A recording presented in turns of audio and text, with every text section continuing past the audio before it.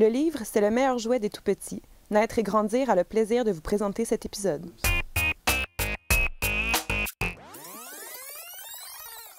Bonjour, c'est Pierre-Alexandre. Aujourd'hui, je vais vous présenter L'ours qui aimait les arbres de Nick Hornby aux éditions Scolastiques. Donc, on a un ours hyper affectueux qui adore faire des câlins à tout ce qui bouge et ce qu'il aime particulièrement, c'est faire des câlins aux arbres. Donc, sa vie va bien jusqu'au jour où il voit un homme armé d'une hache qui observe un arbre d'un air très attentif. Et lorsque l'ours comprend que l'homme n'est pas aussi affectueux envers les arbres que lui, il n'aura d'autre choix que de dévoiler son arme secrète, ses câlins. Ce que j'adore dans l'album de Nick Hornby, c'est à quel point tout fonctionne ensemble. Le texte qui est assez simple, qui est répétitif, mais qui, au final, quand on arrive à la fin de l'album, l'aspect répétitif nous a préparé à la chute comique et les illustrations aussi qui sont tout simplement hilarantes. L'ours qui fait des câlins à tout ce qui bouge et l'expression du bûcheron quand l'ours lui fait un câlin.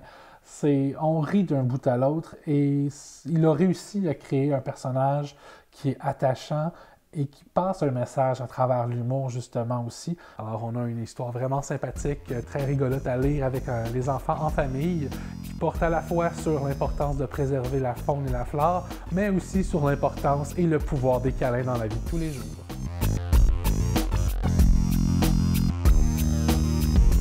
Avec l'album Jamais content, vous allez avoir une tornade de rigolade dans votre salon. Le texte est de Mathieu Pierlot et les illustrations de Baptiste Amsalem, publiées aux éditions La Pastèque.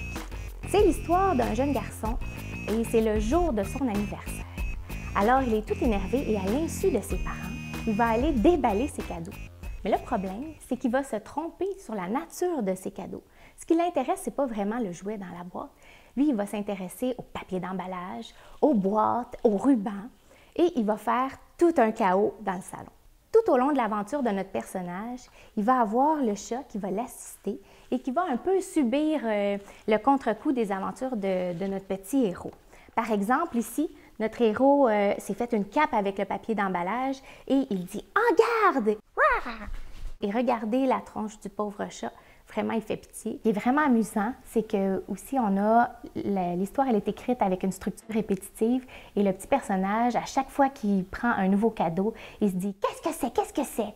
Et là, ça revient toujours dans l'histoire et ça crée un rythme vraiment endiablé. Et l'autre gros point, en fait, c'est la chute de l'album où les parents vont finir par arriver dans le salon et ils vont voir tout le capharnaüm qu'a fait leur petit garçon. Et là, lui, il va les regarder et il va dire mais vous êtes jamais content.